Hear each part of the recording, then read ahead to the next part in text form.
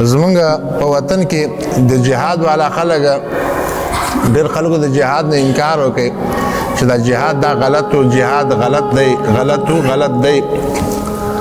ولې نتیجه یې څه راووتله؟ تاسو خو جهاد وکړئ که څه نتیجه یې راووتله؟ مړه جهاد څه لکه دا ګیم دی، ټول روان دی، بل چا ګیم دی. دا جهاد څه کوي؟ جهاد څه پکار؟ جهاد څه نتیجه راوځي؟ نه، دا خبره د کفر خبره ده.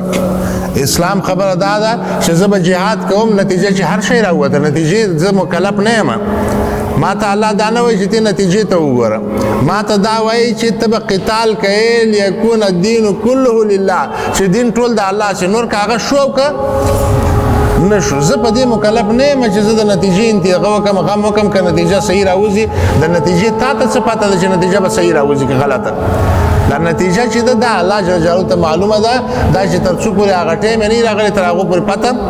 نو جهاد به په خپل ځای باندې جاري وي ماضین الی یوم القیامه، تر قیامته پورې به روانې. نتیجه چې هر شی راوتله او نتیجه به همیشه کمزوره راوځي. ولې به کمزوره راوځي؟ ځکه چې رسول الله صلی الله علیه وسلم وایي چې لا تزال طائفة من امتی ظاهرین علی الحق لا یضرهم من خذلهم ولا من ناوأهم حتی ترڅو چې قیامت ودرېږي. زما امت به یو وړه ډله به پر حق باندې ښکاره وي او دې وړې ډلې ته به ضرر نه رسوي که څوک یې مخالفت کوي او که څوک ترې پاتې کېږي کیني ترې شاته، ملګرتیا یې نه کوي. ګوره خلک دوه قسمه، یو مخالفت کوي، یو ملګرتیا نه کوي. نو که څوک یې مخالفت کوي که ملګرتیا نه کوي، یوه ډله طائفه یوه ډله، بعضې وختونو کې طائفه یو کس ته وایي. امام بخاري صحیح بخاري کې وایي چې طائفه دا په عربۍ کې یو کس ته وایي. نو دې نه معلومیږي چې جهادونه خو به کوي دا خلک، خو د دې نتیجې غمه دا به نه کوي، نتیجې صحیح نه راځي. بدا الاسلام غریبا و سیعود غریبا، اسلام به بیا هم څنګه غریب وي. نو موږ ته الله جل جلاله امر کړی.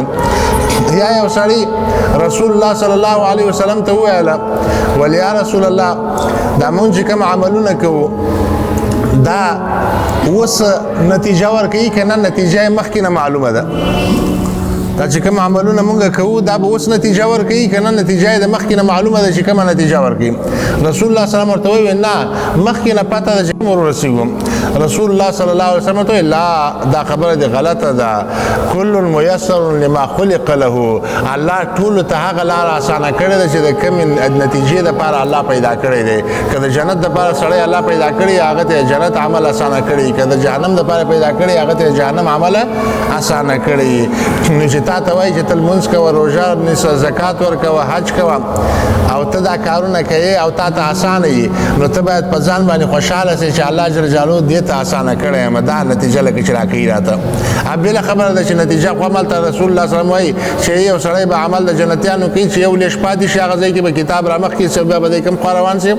خو موږ په هغې نه یو مکلفه چې هغه اخره کې زموږ خاتمه په څه راځي. کوشش باندې مکلفه یو چې زموږ خاتمه څنګه شي. من كان آخر كلامه لا إله إلا الله دخل الجنة.